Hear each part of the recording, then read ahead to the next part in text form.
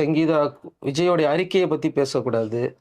விஜய் வந்து மாநாட்ல என்ன பேசினார் அப்படிங்கிறத பத்தி பேசக்கூடாது. ஆனா விஜய் சங்கீதாவ பத்தி மட்டுமே தொடர்ந்து மக்கள வந்து பேச வச்சுக்கிட்டே இருக்கணுன்றதுக்காக தான் இது பண்றது. ஆமாங்க. நெறைய விஷயங்கள் அவர் 2 மாநாடுல பேசியிருக்காரு. பரப்புரையில பேசியிருக்காரு. இனிமேல் பேசுறதுக்கு திருச்சி மாநாட்டுல நெறைய விஷயங்கள் பேச போற தகவல் வருது. இப்போ இந்த மனு தாக்கல் செய்த பிறகு மக்களை சந்திப்புல எவ்வளவு விஷயங்கள் பேச போற விஷயங்கள் இருக்கு இல்லைங்களா? இதுவரைக்கும் பேசுறதோட இனிமேல் பேசப்போகக்கூடிய இந்த விஜயுடைய அந்த அரசியல் பேச்சு தான் திரிக்கிறது மாதிரி இருக்கணும் ஒரு தகவல் வெளில வந்திருக்குங்க. இதெல்லாம் மக்கள்கிட்ட போய் சேர்ந்துடக்கூடாதுங்கிற ஒரே கண்ணோட்டத்தோட தான் திரும்ப திரும்ப இந்த விஷயத்துக்குள்ளேயே சுத்துறாரு. அதனால தான் டெய்லி விஜய் சங்கீதா ஒரு வீடியோ வந்து வந்துடுது கம்பல்சரி. ஏதாவது ஒன்று வந்துட்டு இருக்கு, யாராவது உட்காந்து ஒரு விஷயத்த சொல்லிட்டு தான் இருக்காங்க அதை. பட் இதை கடந்து போகணுங்கிறது விஜயோடைய எண்ணம். ஆனால் மக்களை கடந்து போக விடாம திரும்பி திரும்பி இதுக்குள்ளேயே சிந்திக்க வைக்கணும் அப்படிங்கிற விஷயத்த மக்களே பேசிட்டு இருக்கணுங்கிற ஒரு தாட்டில் தான் இப்போ ஒரு விஷயம் போய்கிட்டு இருக்கிறதா நான் நினைக்கிறேன். ஆனால் இப்போ அவருடைய மக்கள் சந்திப்பு நாளை மறுலேருந்து ஸ்டார்ட் ஆகுது.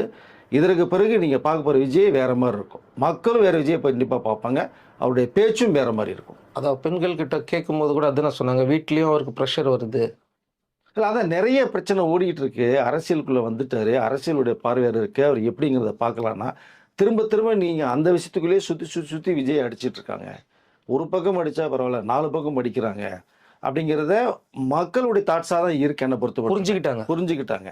இது அரசியல் வந்தால் நிறைய பேருக்கு இந்த மாதிரி தாக்குதல் வரதான் செய்யும். இப்போ விஜய் வர்றாரு, ஒரு தனிப்பட்ட ஒரு மனிதர் வர்றாரு அப்படிங்கும்போது அவர்களுக்கு தெரியும் குழந்தைகள் யாருமே கிடையாது. 18 வயசு நிற்கிற பசங்களாம் ஒரு வரமானவங்க.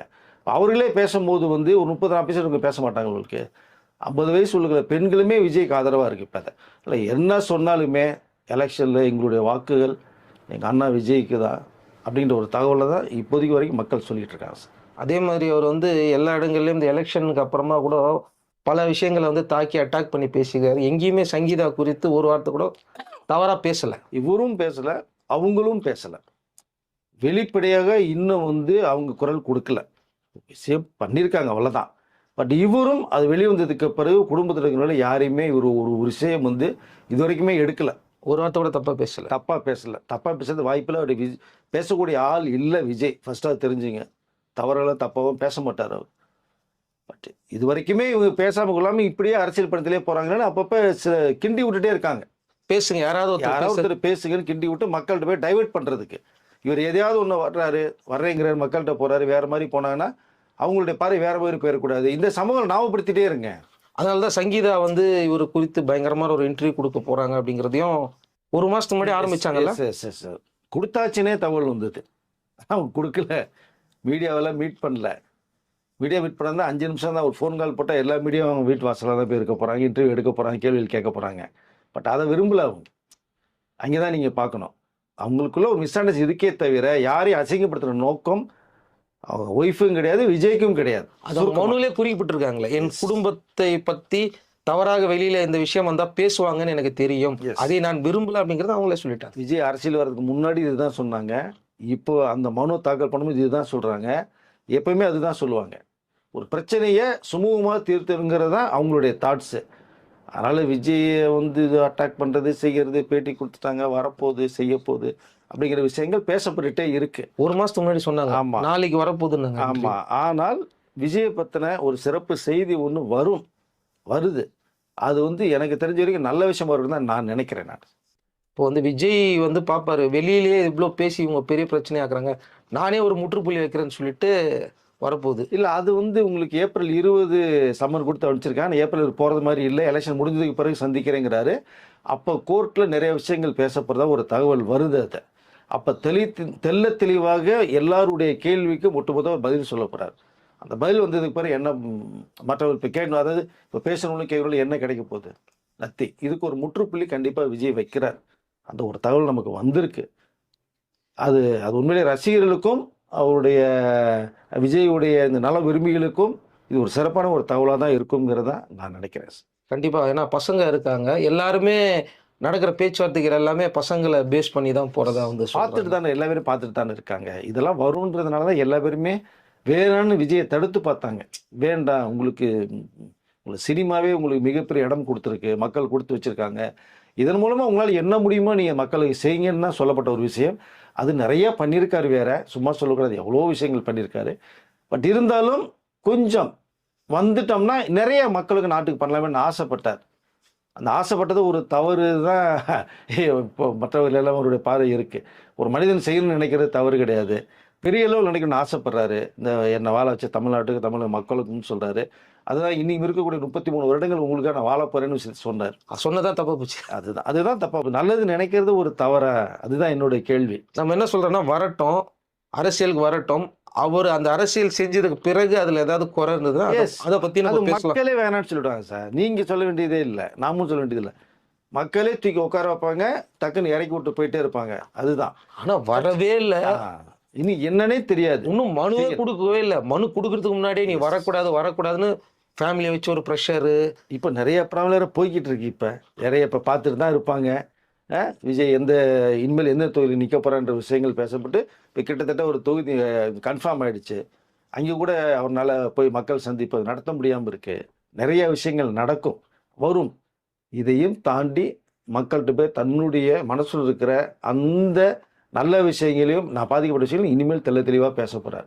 இதுதான் அவருக்கு ஓட்டாக மாறதான வாய்ப்பு நிறைய இருக்குங்கிறது தான் வந்த ஒரு தகவல். இதை பத்தி பேசிடக்கூடாதுன்றதுக்காக இவ்வளவு முட்டுக்கட்டியா? ஆனால் இருந்தாலும் பேசுகிறார். மக்கள் போய் எந்த ஏரியாவில் போகிறாரு, அதுக்கு வேண்டிய முறைப்படி அனுமதியும் உங்களுக்கு வாங்கிட்டாங்க. ப்ரொசீஜர் என்னென்ன சொல்கிறீங்களோ, காவல்துறை என்ன சொல்லுதோ, தேர்தல் என்ன சொல்லுதோ, அது எல்லாமே ப்ரொசீஜர் தான் பண்ணிட்டு போகிறாங்க. ஆனாலும் போக விடாமல் ஸ்பீட் பிரேக் நிறையா வந்துக்கிட்டே இருக்கு. ஏன்னா இந்த முறை ஃபேமிலியை பற்றி நிறைய பேசுறதுக்கான வாய்ப்புகள்லாம் இருக்குதுன்னு சொல்கிறாங்க. நேரடியாகவே மக்களுக்கு ஒரு தெளிவு கொடுத்துட்டா தெளிவாயிருவாங்க. கண்டிப்பாக. அது இப்போ எல்லா கட்சியிலுமே இந்த பரப்புரையில் போகிறாங்க.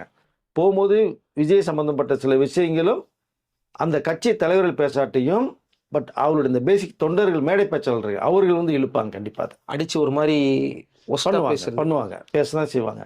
இதையும் தாண்டி விஜய் வருவார். மக்களுக்கும் புரியும் யார் என்ன பேசுகிறாங்க, என்ன செய்கிறாங்கிறது தெரியும் இல்லையா? பட் இதை தாண்டி மக்கள்கிட்ட போகிறாரு. இதெல்லாம் விஜய்க்கு மிகப்பெரிய ஒரு ப்ளஸ்ஸாக தான் அமையும் தான் நான் நினைக்கிறேன்.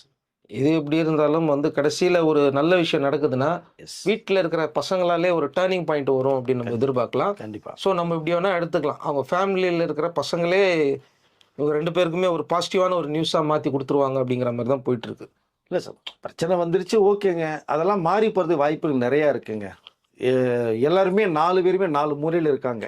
4 பேர் ஒன்றா சந்திக்கிற இந்த சமயம் பெரிய ஒரு திருப்பம் ஏற்படும். கண்டிப்பாக அது மக்களும் உணர்வார்கள். கண்டிப்பாக இதெல்லாம் தாண்டி தான் மக்களும் வந்துட்டு இருக்காங்க. இண்டஸ்ட்ரியிலே அந்த மாதிரி நிறைய பேர் ஒரு 3-4 வருஷம் 5 வருஷம் கேப் இருந்தவங்க திரும்பவும் ரீயூனிட் ஆயிருக்கிறாங்க. நிறைய பேரை நம்ம பார்த்துருக்குறோம். அப்படி நடக்கிறதுக்கு வாய்ப்புகள் நிறையா இருக்குது. கண்டிப்பாக நடந்ததுன்னா ரசிகர்கள் ரொம்ப சந்தோஷப்படுவாங்க, மக்கள் சந்தோஷப்படுவாங்க. குறிப்பாக விஜய் குடும்பத்தில் இருக்கிற அத்தனை பேருமே சந்தோஷப்படுவாங்க நான் நினைக்கிறேன். ஸோ நல்லது நடக்கட்டும். அவர் சொல்கிறதான். ஸோ கான்ஃபிடண்ட்டாக இருங்க, நல்லதே நடக்கும், வெற்றி நிச்சயம்னு சொல்கிறார்ல எண்டில், அதே தான் நம்மளும் சொல்லிக்கிறோம்.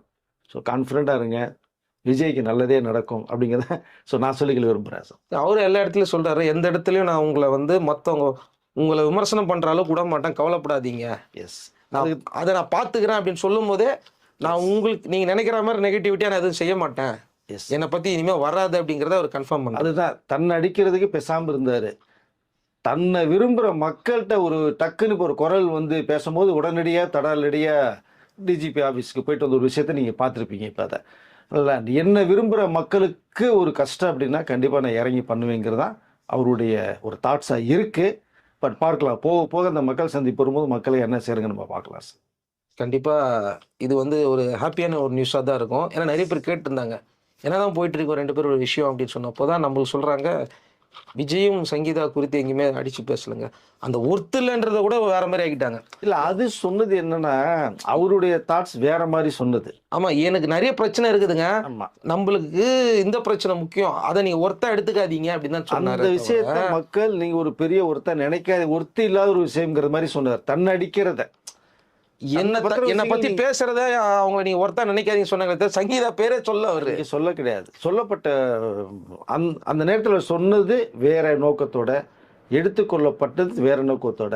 அதனால விஜய் எது பேசினாலுமே அவருக்கு திருப்பி விடுறதுல தான் எல்லாமே இருப்பாங்களே தவிர, இது கரெக்டாக விஜய் பேசியிருக்காரு, பாசிட்டிவாக பேசியிருக்காருன்னு எடுத்து சொல்றதுக்கு ஆள் கிடையாது.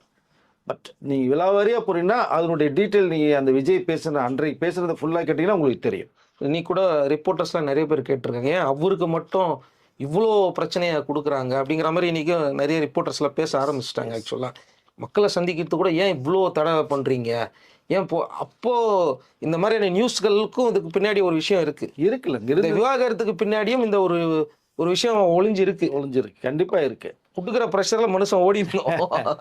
அவ்வளோ ப்ரெஷர் கொடுக்கணும்னா, ஆனா எவ்வளோ ப்ரெஷர் கொடுத்தாலும் வந்துகிட்டே தான் இருக்காப்புல. ஆனா இவ்வளோ அழுத்தங்கள் வந்து நானும் எனக்கு கேள்விப்படல. தெரிந்த வரைக்குமே சினிமா நடிகர்ல எம்ஜிஆர் அவர்கள் வந்தாங்க, அழுத்தம் கொடுக்கப்பட்டுச்சு அவருக்கும். பட் இந்த அழுத்தம்னா கிடையாதுன்னு நினைக்கிறேன். கேப்டன் விஜயகாந்துக்கும் அழுத்தம் கொடுக்கப்பட்டது. பட் அதெல்லாம் மீறி 2 பேர்த்துக்கும் கொடுக்கப்பட்ட அழுத்தம் சேர்த்து இவருக்கு சேர்த்து ஒரு 3 மடங்கு அதிகமாக ஒரு அழுத்தம் தரப்படுதுன்னு தான் நினைக்கிறேன். பட் எல்லாம் வரதான் சார் செய்யும். ஒரு இலக்கை நோக்கி நம்ம போகும்போது தாண்டி தான் சார் போகணும் நீங்கள். அதனால் கண்டிப்பாக விஜய் தாண்டி போவார்னு தான் நினைக்கிறேன். தாண்டி போய்கிட்டு தான் இருக்காரு. பார்ப்போம். ஸோ ஏப்ரல் 23 ஸோ நெருங்கி வந்துட்டு தான் இருக்குது. மக்கள் சந்திப்பில் இன்னைக்கு என்ன பேச போகிறாருங்கிற விஷயங்களை பொறுத்து தான் மக்களுடைய ஆதரவு இன்னும் எந்த அளவுக்கு பெருகுங்கிறத மற்றவர் பார்வைக்கு தெரியும். Okay sir. இன்னொரு விஷயமும் இப்போ தற்சமயத்துக்கு முன்னாடி நம்ம கேள்விப்பட்டோம். அதுவும் கொஞ்சம் பர்சனலாக தான் போயிட்டு இருக்கு. அது என்னங்கிறத நெக்ஸ்ட் வீடியோவில் பார்க்கலாம். கண்டிப்பாக சார். நன்றி சார். நன்றி.